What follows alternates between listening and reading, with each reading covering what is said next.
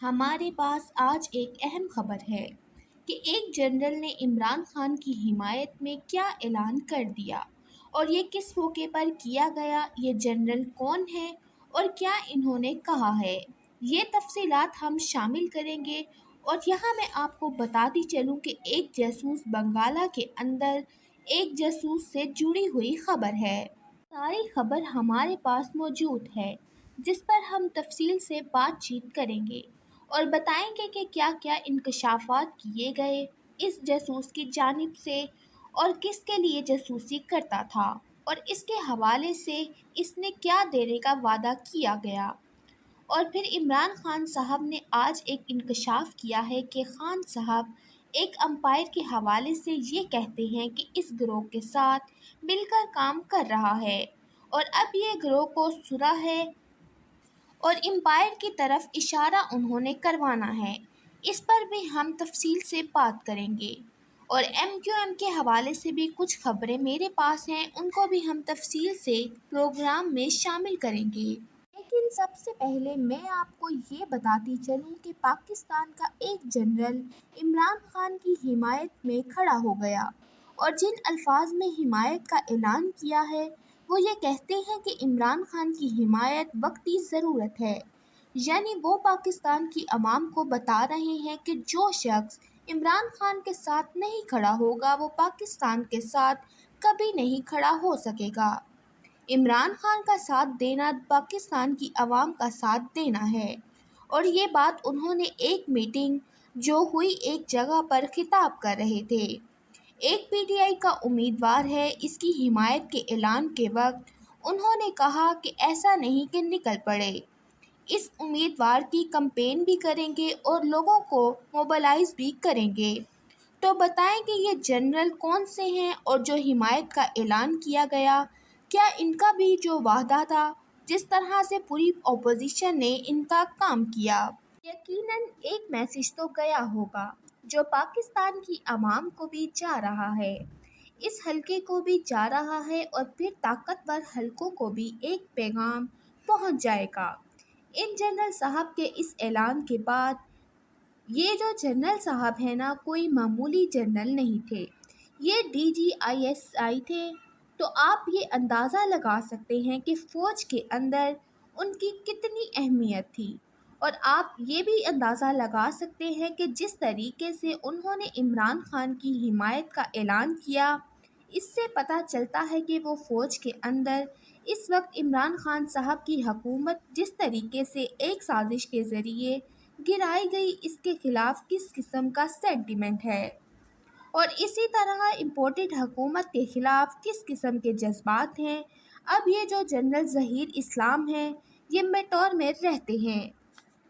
انہوں نے جس طریقے سے کیمروں کے سامنے، یعنی یہ نہیں ہے کہ کوئی ذرائع ہیں، خبر ہے یا انہوں نے اس کو لیک کروایا ہے یا کسی اخبار کے اندر کسی سورس کو ریکارڈ کر کے کوئی تجربہ لگایا ہے یا کوئی تجزیہ نما خبر لگائی ہو، بلکہ انہوں نے کیمرے کے سامنے عمران خان کے متعلق یہ کہا ہے کہ ان کی حمایت کرتا ہوں، اس وقت ملک کو آگے لے جانے کے لیے بہت زیادہ ضروری ہے۔ اور پھر وہ DGISI بھی ایسے نہیں کہ کوئی 19s کے دور میں ہوں، وہ DGISI رہے جب عمران خان صاحب سیاست میں فعال ہو چکے تھے،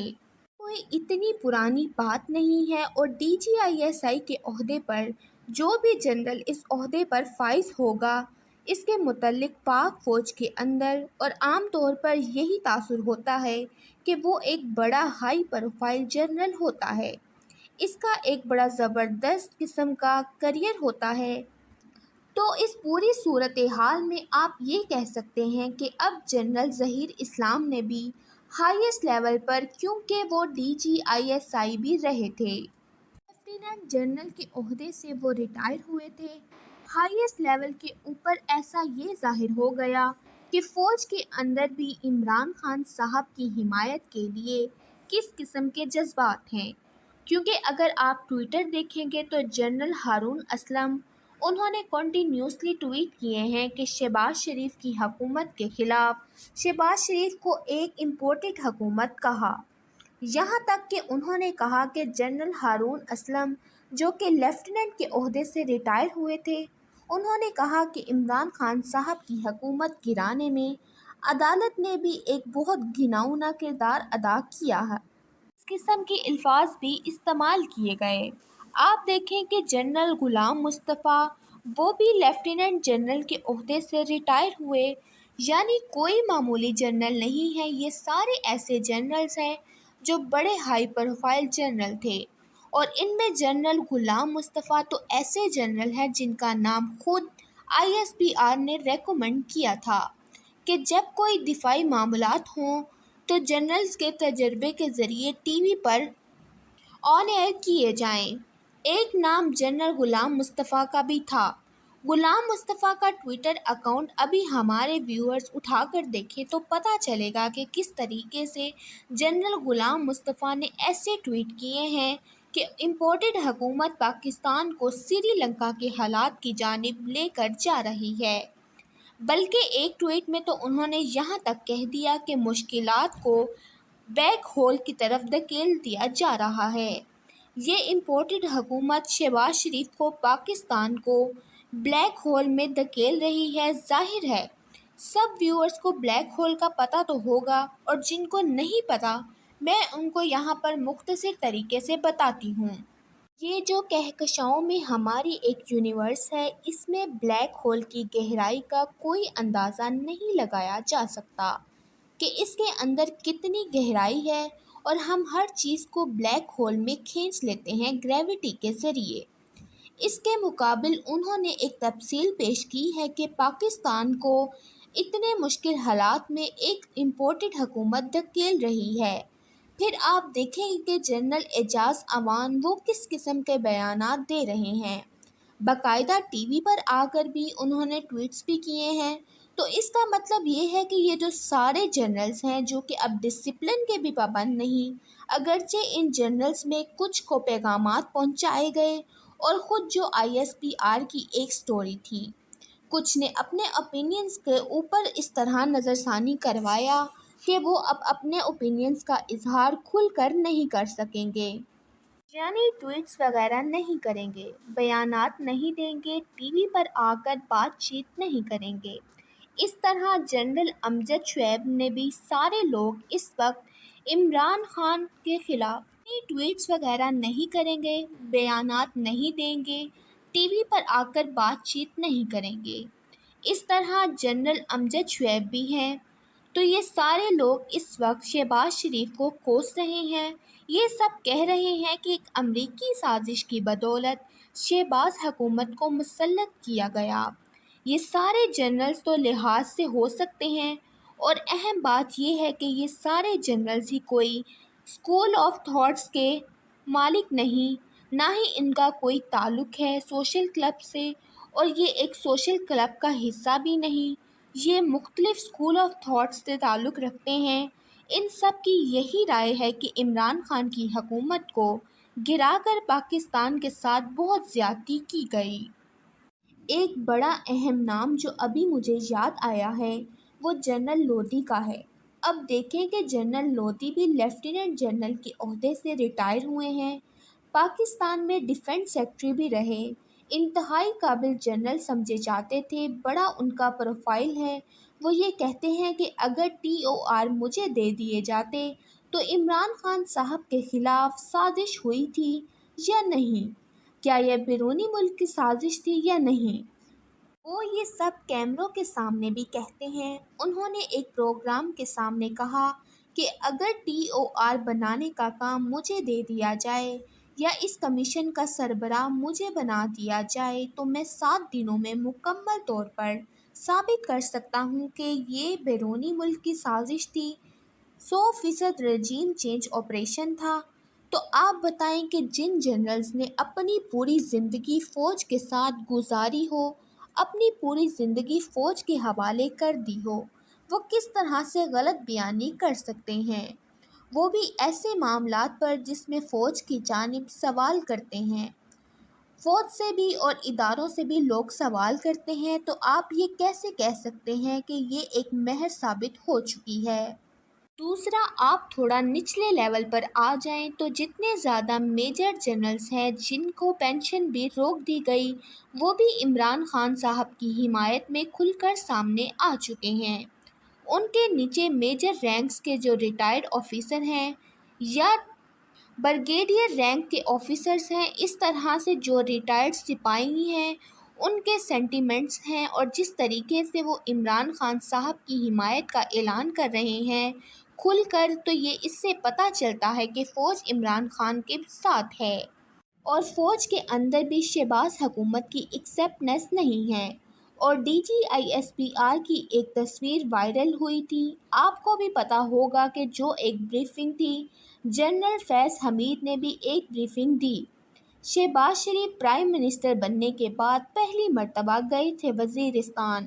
تو جنرل فیض حمید نے بطور کور کمانڈر پشاور میں انہوں نے بریفنگ دی۔ وہاں پر D G I S P R general باہر بھی موجود تھے، دیگر اعلیٰ فوجی افسران بھی وہاں موجود تھے، اور وہاں سے جو ایک ویڈیو وائرل ہوئی، ایک D G I S P R کی تصویر وائرل ہوئی، اس کو دیکھ کر صاف پتہ چلتا ہے کہ ہمارے جو آرمی کے آفیسرز ہیں ان کے شولڈرز ڈاؤن تھے، ان کی جو باڈی لینگویج تھی نہایت تھکی ہوئی تھی۔ آپ کہہ سکتے ہیں کہ شہباز شریف کے لیے ایک طرح سے ایکسیپٹنس نہ ہونے کا اظہار کر رہی تھی۔ اگر وہ ویڈیو دیکھیں ہمارے ویورز بھی تو گوگل یا ٹویٹ پر سرچ کر سکتے ہیں اس بریفنگ کو۔ یہ فوجی قیادت ہے، ان میں بھی شہباز شریف کے لیے پرائم منسٹر اسٹیشن نہیں۔ تو اس پوری صورتحال میں جب عوام بھی شہباز شریف کو ایکسیپٹ نہیں کر رہی، جب یہ کرپٹ ٹولہ، اس کی کرپشن عدالتوں میں ثابت ہو چکی ہے، اس کے مطابق تاثر ہے اور یہ حقائق پر مبنی تاثر ہے، انہوں نے ملک کو صرف لوٹ پھوٹ کی اور ملک کو ایک انچ آگے نہیں بڑھنے دیا۔ اس کے بعد جب لوگ بھی قبول نہیں کر رہے تو اس کا حل کیا ہے؟ اس کا حل یہ ہے کہ آپ اگلے الیکشن کی جانب آگے بڑھیں تاکہ لوگوں کے شکوے شکایات بھی ختم ہوں۔ لوگوں کے اوپر جو مہنگائی کا قہر نازل ہوا، اس سے بھی لوگوں کی بچت ہو۔ پھر لوگوں نے اداروں سے، فوجی قیادت سے، جو D G I S P R, خاص طور پر D G I S P R Twitter پر شک کر کے سوالات پوچھتے ہیں، کیونکہ آپ کس کس کو خاموش کروائیں گے؟ اب تو آپ کے سابق D G I S P R نے بھی کہہ دیا ہے کہ سابق وزیر اعظم عمران خان صاحب کی حمایت کرنا بہت ضروری ہے۔ اب آپ جو عام پاکستانی ہیں، یہ تمام سوشل میڈیا صارفین ہیں، ان سے کیا شکوہ کر سکتے ہیں، یا ان کے متعلق یہ کیسے کہہ سکتے ہیں کہ وہ فوج کے خلاف کوئی مہم چلا رہے ہیں، یا وہ فوج کے خلاف کوئی منصوبہ بندی کسی ذریعے سے راستہ نکال کر کمپین کر رہے ہیں؟ کوئی بھی فوجی اس کے خلاف منصوبہ بندی کے تحت کوئی کمپین نہیں چلا رہا۔ لوگ سوالات تو ضرور کرتے ہیں ان اداروں سے اور فوج سے، اس لیے کر رہے ہیں سوالات کیونکہ ہمیشہ ان سے ہی کیے جاتے ہیں جن سے آپ کی توقعات ہوتی ہیں، تو بہت سی توقعات ہماری فوج سے رہی ہیں اور ہماری عوام کی، اور یہ وہی لوگ ہیں جو اس فوج کے اوپر میاں نواز شریف اور مریم نواز بدترین الزامات لگا رہے تھے، اس فوج کو عالمی سطح پر کمزور کر رہے تھے۔ اس فوج کے خلاف ہاشمی صاحب، جنرل راحیل شریف نے کہا تھا کہ تاریخ تو بدترین سازش کر رہی ہے نون لیگ کے خلاف، یعنی پرویز رشید نے طارق فاطمی سے میاں نواز شریف کی حکومت میں کی تھی، پھر جنرل باجوہ نے آ کر طارق فاطمی کے خلاف کارروائی کروائی تھی، اور جنرل باجوہ آرمی چیف تھے۔ چیف جنرل آصف بطور D G I S P R inquiry کا نوٹیفیکیشن جاری کر رہے تھے۔ اس پر مشہور زمانہ نوٹیفیکیشن ایجنڈا کا ٹویٹ سامنے کیا۔ آپ کو یاد ہوگا کہ اس وقت آرمی چیف کون تھا؟ آرمی چیف تھے جنرل قمر جاوید باجوہ صاحب۔ اس وقت فوج army chief general Qamar Javed Bajwa کی زیر صدارت اور ان کی زیر قیادت اس بات پر مطمئن نہیں تھی۔ فوج کے خلاف جو چیزیں لیک ہوئی وہ سازش کے تحت ہوئی تھی۔ اس کی تحقیقات نہیں ہوئی تھی، اس لیے ٹویٹ کر کے باقاعدہ اس کی تحقیقات پر ضد کیا گیا تھا۔ جن لوگوں نے سازشیں کی فوج کے خلاف، جو کرپٹ بھی تھے، جو عوام کو پسند سے ملی تھی، اور پھر سارے آپ کو اس وقت سر فہرست جواب دیے جائیں گے۔ زیادہ تر لوگ یہی چاہتے ہیں کہ فوراً الیکشن ہو، تو پھر کیا وجہ ہے، کیا خوف ہے؟ وہ بتاتے کیوں نہیں کہ اگلے الیکشن کی جانب یہ امپورٹڈ حکومت بڑھتی جائے گی، یا جو ہمارے فوجی اسٹیبلشمنٹ میں ہیں یا فوجی قیادت پہ ہیں، ان کے الیکشن کے لیے کیا اثر و رسوخ ہوگا اور کیا استعمال کیا جائے گا۔ یہاں پر ہمارے پاس دوسری خبر اس حوالے سے ہے، جس میں جاسوس کے بارے میں ذکر کیا گیا، جو بنی گالہ میں 6 برس رہا، اور صارفین چاہتی ہے کہ بنی گالہ کے اندر سے کوئی ایسی آڈیو باہر نکلے، کوئی ایسی ویڈیو باہر نکلے، تاکہ وہ شخص جو جھکا نہیں، جسے توڑا نہیں جا سکا، جسے گرایا نہیں جا سکتا، اسے بلیک میل کیا جائے۔ شخص کے خلاف پلان کیا گیا جو ڈیولپمنٹ ہوئی تھی، وہ کل اسے پکڑ لیا جائے گا، اور پھر ہم نے یہی دیکھا کہ میڈیا کے سامنے بھی پیش کر دیا گیا، کیونکہ بعض لوگ یہ کہہ رہے تھے کہ شاید کوئی ایسا کردار موجود نہیں، اور شاید یہ شہباز گل صاحب کا ہی کوئی سوچا ہے جو چھوڑا گیا ہو، اور پاکستان کے ایک آدھے میڈیا نے اسے رپورٹ کیا۔ باقی میڈیا نے اسے رپورٹ نہیں کیا کہ بنی گالہ کے اندر 6 برس کیا ہوتا رہا۔